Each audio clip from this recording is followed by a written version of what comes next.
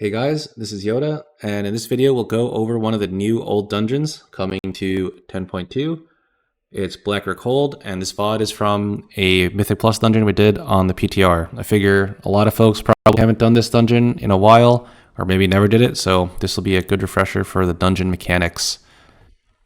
I'll start off with the first pull. We choose to go right here. It's Lust, all CDs, whatever. There's a lot of deadly mobs here. The Ghostly Counselor will spam the bolts called Soul Blast. The Retainer casts something called Soul Blade. It just puts a dot on someone and a magic debuff. Then this Protector, let me pause a second. He casts Sacrifice Soul. When he casts this, everything near him takes reduced damage by 75. And he takes double or triple, I forget which, extra damage. So basically, when he's doing this, make sure you focus him. And try to get your AoE stops and kicks coordinated for these counselors and retainers. Otherwise, a healer is going to have a bad time. If you do die, you can release instantly. It's like really close to the entrance, so there's that at least. All right, so that's the pull. Do some kicks, do some AoE stops, do some healing, and that's that. All right, next we get to the mini boss. So right after that, you can just walk forward. There's a mini boss here. She has two moves. One is the Whirling Glaive. I think she's going to cast it soon. Oh, she does strike. Okay, she does strike down first. So there's Glaive Toss. That's the move I was talking about. Let's go back and watch it again. So she does the frontal first, I think. I guess my tracker is wrong here. This is a frontal called Strike Down. Basically, it's just aimed at the tank. It has a really wide radius. Make sure you don't get hit as a non-tank. You can technically backstep it too as the tank, but this pack is like kind of easy, so I'd rather keep it stacked and just take it to the face. All right, the next move is Glaive Toss. It targets someone. If you're in this circle, then it'll hit you. So obviously just don't be in or move out with it if you're at range. And it does quite a bit of damage if it overlaps with the retainer or a bolt going off. You could die, so watch out for that. And that's it, pretty simple. These three mobs are the same as the last pack. Sacrifice Soul, this guy does the bolt, this guy does the Soul Blade. All right, so that's the pack. Nothing too crazy. If you die, you can run back. All right, on to the boss. So after that, there's some more stairs you can go up to engage the boss. There's these random troubled souls around. I actually don't think they do anything. They're just neutrals, not worth any count. So we pull the boss. The boss has three main mechanics. So one is Swirling Scythe. He's about to cast it right here. It's a super fast cast, like 1 second or slower faster. If you get hit by it, you can see the circle here. If it hits you, you're going to die unless you're a tank. And it's a fast cast, so make sure you're ready for it. Just sidestep as a range. It doesn't really go at melee, I don't think, unless there's no range in your group. The next ability is Soul Echoes. So it's very similar to Harlan's Suite. Here it is, where it puts the cannon on your feet. But it only targets one person, and whoever it is, like, it'll just drop a circle that explodes after 3 to 4 seconds under your feet. All you have to do is, keep moving, or you can like drop 3, then move, then drop 3, then move, or just like move slowly. As long as it's like done in an orderly manner, it's not too important, so your allies don't get hit. The last thing he does is this Frontal Reap Soul. It covers like a very large amount of the area, but it's directed front. It's like a frontal towards your tank. So if you tank him on the edge, then the area will be smaller. So try to do that. All right, so dodge these circles, dodge the frontal, dodge Swirling Scythe. That's the whole boss.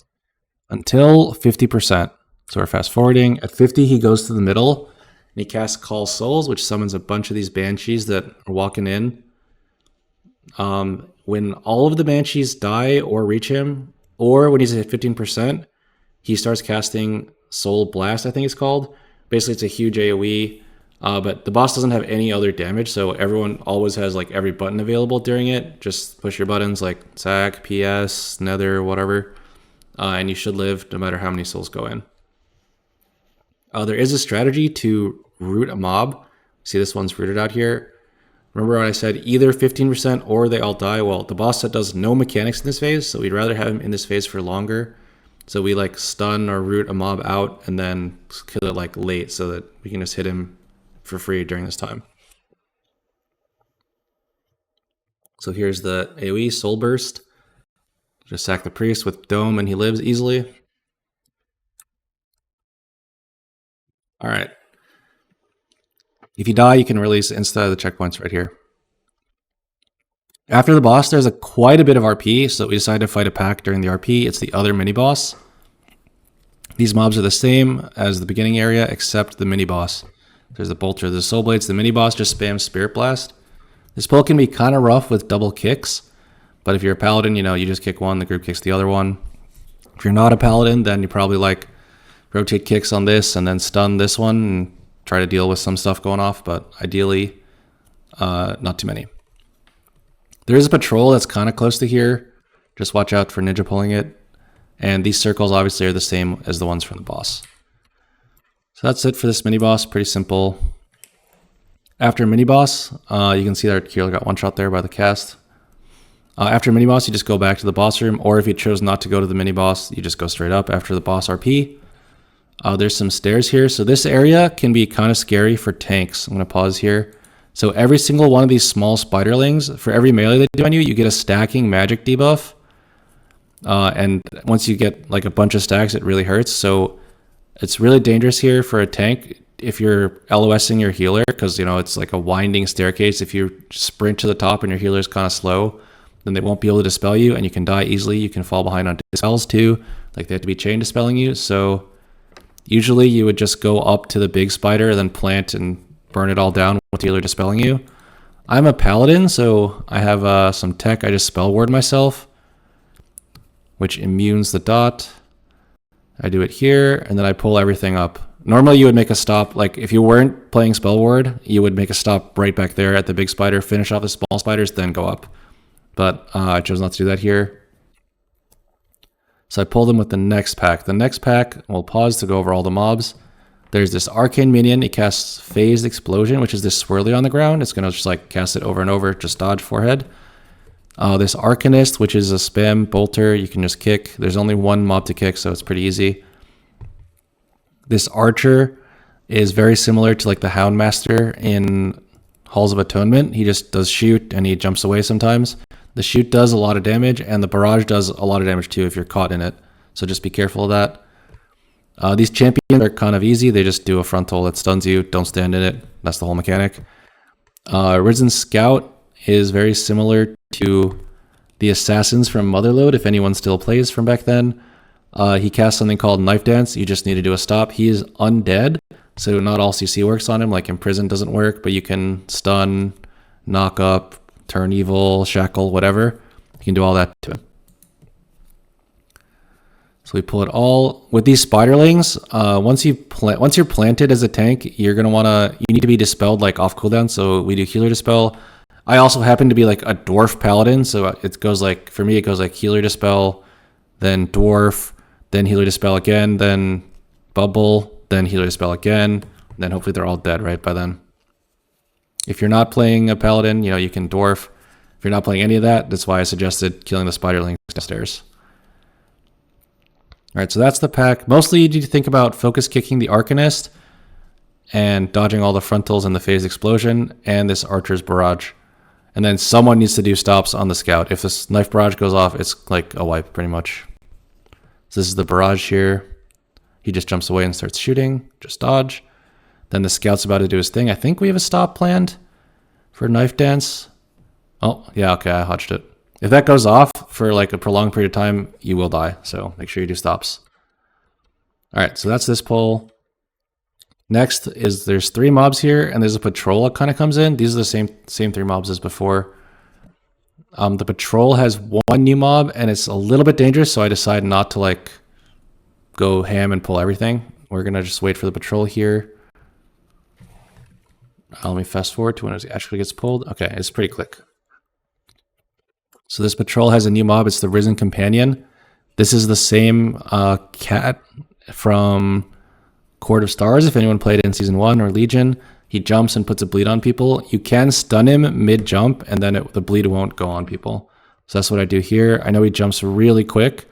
Then I stun him mid-jump, no one gets the bleed.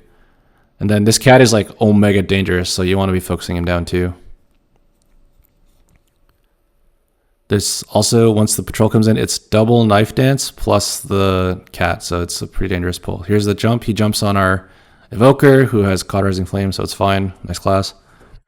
And that's it for the cat. We finish him off, and we move on. This pack, there's no new mobs in this area anymore. It's double archer, scout, arcanist, phase, arcane minion. We all know what those mobs do already. Just watch out for double shoot. If you get, they don't have any like, we won't target the same person mechanic that some other mobs do, so just be careful. They can double shoot someone and then one shot.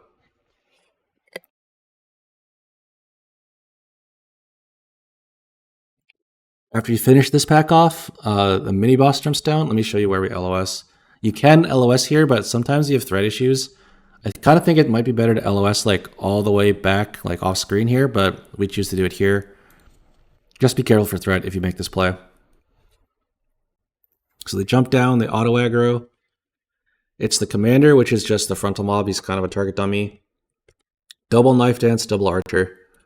So just make sure you have your stops planned out and make sure you don't get one shot by double shoot and stand outside the barrage. That's this pull. Next we kind of go up the stairs. Then there's this 3-pack jumps in from the window. It's like really hard to skip this. I've tried quite a few ways and I haven't found any that work. It's double archer with the champion. We've all seen these mobs before. We can move on. After that, you move on to the boss. So this boss has 3 main abilities. One is Brutal Glaive. It targets ranged and it puts a bleed on him. You can cauterize it, you can bop it. It does a decent amount of damage and it will splash, so make sure you're spread. Then there's this Dark Rush. So she picks 3 people, you can see the debuffs on them. She'll charge to them, do some damage, and leave a puddle on the ground. This is particularly dangerous if it overlaps with the bleed. As you can see, the healer has the bleed on him and the Dark Rush. Just be careful of that. You want to point the Dark Rush to the edges, so you have like you don't cover the room with this poop. Healer almost died there. I probably should have sacked, but oh well. Brutal Glaive happens again. I send the bop. And that is pretty much all the boss does until intermission. So intermission happens, and she summons 2 adds. One is the Arcanist from before, and one is the frontal guy from before. Careful for threat when he walks through the gate. And then she just channels I-Beam on a person. It's very similar to like Kazara, where they like walk around and it just draws a puddle on the floor. Kind of annoying for range, but oh well, melee life. That's pretty much it for the boss, honestly. It's not that crazy. This guy died to a frontal, I think. Just kick the Arcanist, don't get hit by frontal, don't die to I-Beam, and that's it. After that, she goes into the next phase. She does phase based on time, so there's no rush to kill the adds as long as you keep kicking. Usually I think it's better to prioritize boss damage. She also has this Vengeful Shear. It hits the tank. I don't think it hits particularly hard, but it might be that just something's weird with PTR scaling. There was the overlap on the evoker there, so I sent the sack. And that's pretty much the whole boss. I'll skip the rest of it. After the boss, you can head off to the right to head up these stairs. If you get hit by one of these rocks, you die, and you get stunned in case you survived somehow. You can bop and immune them too. This first staircase is really easy. It's only like 3 rocks. After that, there is this pull. You can technically go all the way down if you have like a really coordinated group, but I choose to stop here. Let me go over the mobs real quick once I get to a non-blurry point. In theory. Okay, so we have the... Okay, this point of view is not great. Let me wait a sec. It says 1080p. Okay, we'll just wait for the video to catch up.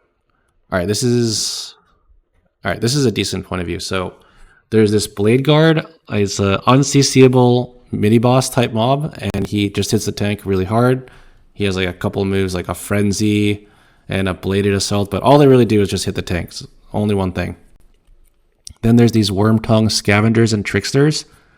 Once they hit 50, they start drinking their potion. If they resolve drink potion, it's not kickable, you can only do a stop on it. Then they'll either become like spinny tops that will like one-shot you if they hit you, or they get a frontal called Indigestion.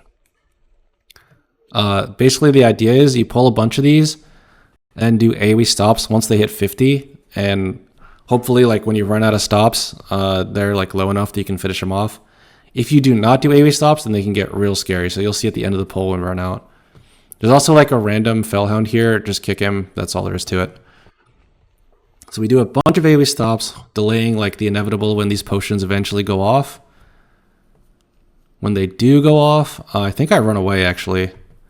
So we do a knock. There's the drain life you can kick. I think the next potions go off after the fear. Okay, so I run away. You can see what happens when the potion actually goes off.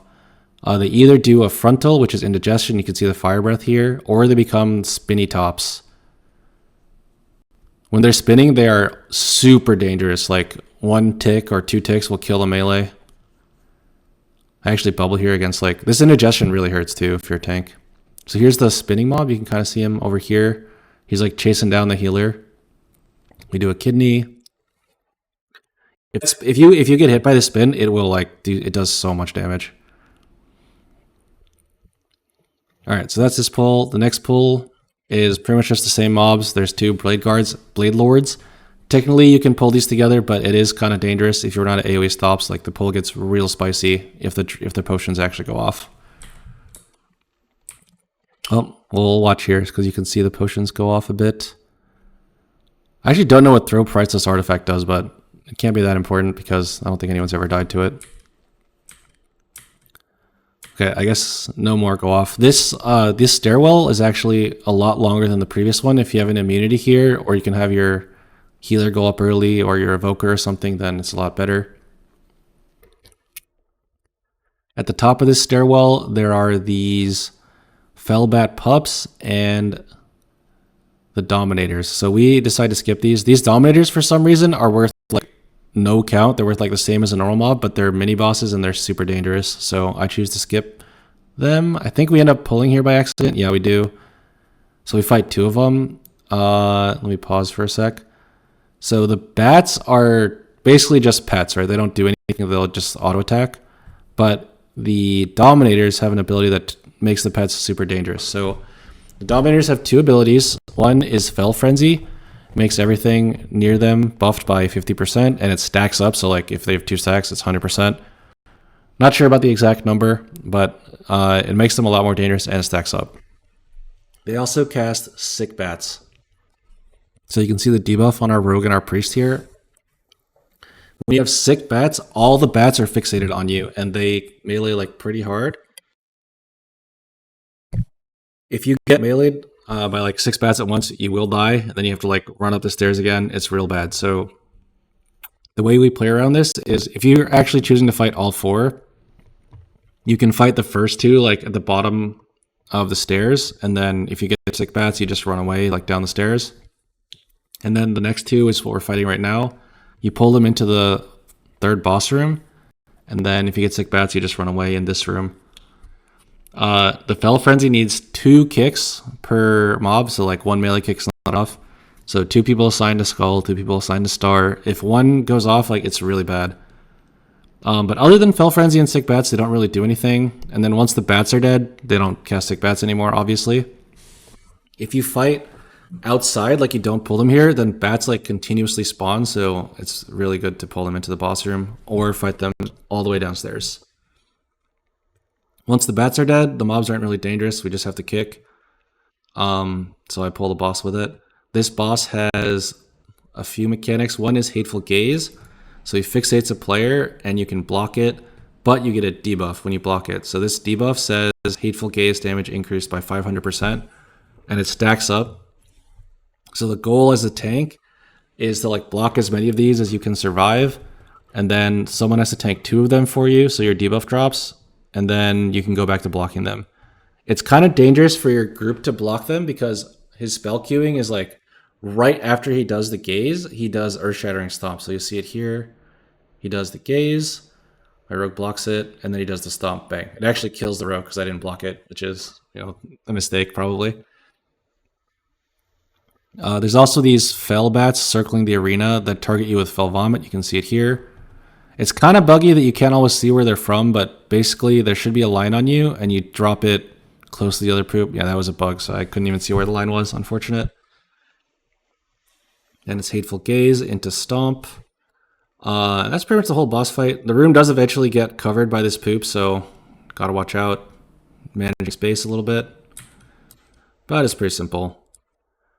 Okay, so I bubbled the 4 stack of Hateful Gaze. We'll fast forward to what we do to show what we do to like make up for that.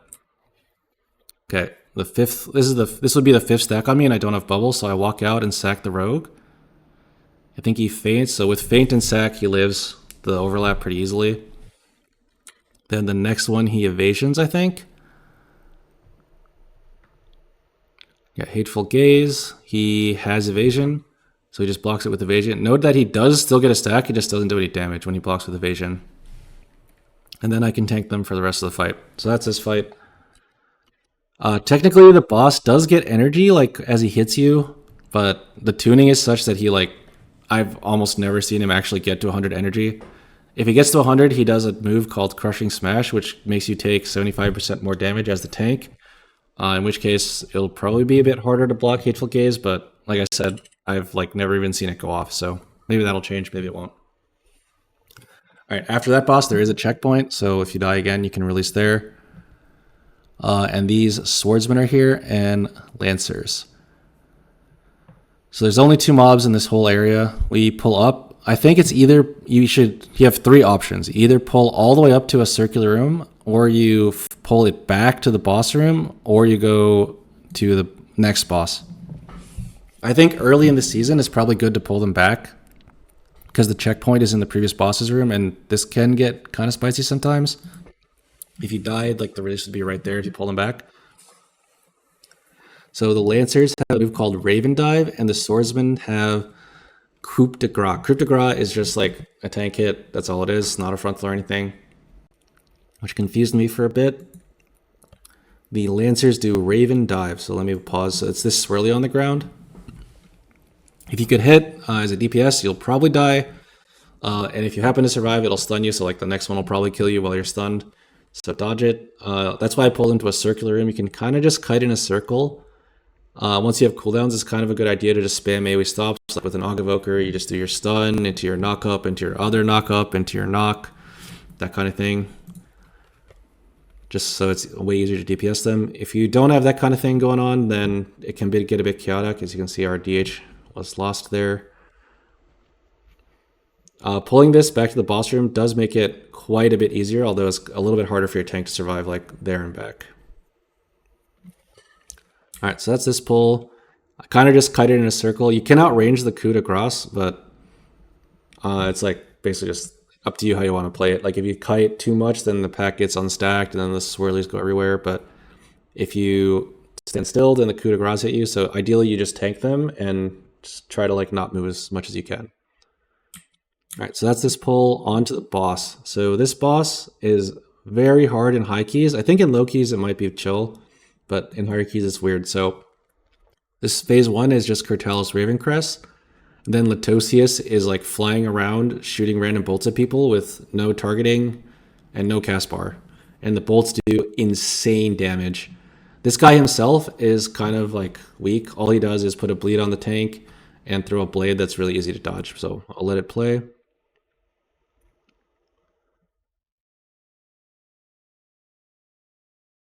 I think we're waiting for mana or something. Yeah, we are. The boss, the P2 of the boss is actually kind of mana intensive, so it makes sense we're waiting. Actually, he's not drinking, so I don't know what we're waiting for. Okay, so we start the pull. That guy starts flying around. I'm gonna pause so you can see a bolt. So this bolt, this DH already got a heal, by the way. So the bolt put him to like 10%, and it casts pretty often. So this boss, like the P1, is a pretty big healing check. This guy puts a bleed on the tank, which you can see. That bolt just hit the priest to like 5%, and the second one killed him. So yeah, super deadly boss in high keys. And low keys, like, bolts won't matter too much. It's kind of reminiscent of Freehold first boss, P1. This bleed, by the way, has no duration. It stacks on you infinitely. Paladins can get rid of it with Bubble and Bop, but Dwarf and Caught don't work. He also summons this blade. You can kind of see it dashing around over here. It's kind of just a dodge mechanic, like, it's really slow, so not much to it. You can also move away from the blade. The blade always goes from where he threw it to where it goes, and you can move away as the tank. Once he hits 20, P1 is effectively over. The other guy summons or like jumps to the middle and transforms to a Dreadlord. So at the beginning of this fight, you don't have a buff. Like roughly 10-ish seconds in, you get a massive buff. It's like 200% health, healing, and damage. So at the beginning, you're really weak. This first Shadow Bolt volley that he casts is super dangerous. Make sure everyone uses a personal, or you probably get one shot. And it's good not to use your damage cooldowns yet because you don't have a buff yet. Like, you're about to get buffed by 200%. It would be really tragic if you dumped all of your damage, right? Then also, to make it even more annoying, he casts Dreadlord's Guise like in 20 seconds. Then you get the buff. So unless your cooldown only lasts 20 seconds, you kind of have to hold it again, unless it's a really short cooldown or a really short duration. So here's the bolt volley. It just, does the same thing as every other Shadow Bolt volley, hits everyone. It does come with a dot attached, which is kind of dangerous. Now we have the buff, and he also casts Stinging Swarm. I think he cast it on me and I bubbled it, so we won't show that one. This Shadow Bolt volley, he like chain casts, so it's actually quite a big healer check, this boss. And then there's this Cloud of Hypnosis. Just don't walk into it or you get slept. Shadow Bolt volley, healed the healer there with lay on hands, or he might have died. Then he goes immune, he flies away. This one is pretty simple. It's just dodge, like you move clockwise or counterclockwise. You dodge the lions, nothing more to it. Don't get slept. If you get slept, you probably die. Then we're back to this phase. So the scary part of this phase, other than just like the massive damage coming out from the Shadow Bolt volleys, is the swarm. So we put a swarm on our evoker. You have to kill this swarm. It like constantly stings him, which is a mini stun, and it's adding extra damage to him. If he takes this damage plus a Shadow Bolt volley like too often, he'll eventually run out of cooldowns and die, right? So don't want that to happen. Shadow Bolt volley, he had PS, so he lives. He actually blows 2 more personals too. It's actually a really scary overlap. And that's pretty much the whole boss. Shadow Bolt volley, Stinging Swarm, and sometimes he jumps away. It's like once a minute, and dodge these clouds. We have PS, and it's like double or overlap on our DH. We have PS there. And he kind of just spams this Shadow Bolt volley. It's a pretty intense healer check, so it'll be a nice challenge for all the healers out there. And that is it for Black or Cold. Once this guy dies, it's the end. Thanks everyone for watching. If you enjoy this type of content, make sure to let me know in the comments or just stop by Twitch chat. And thanks everyone for watching. See you guys later.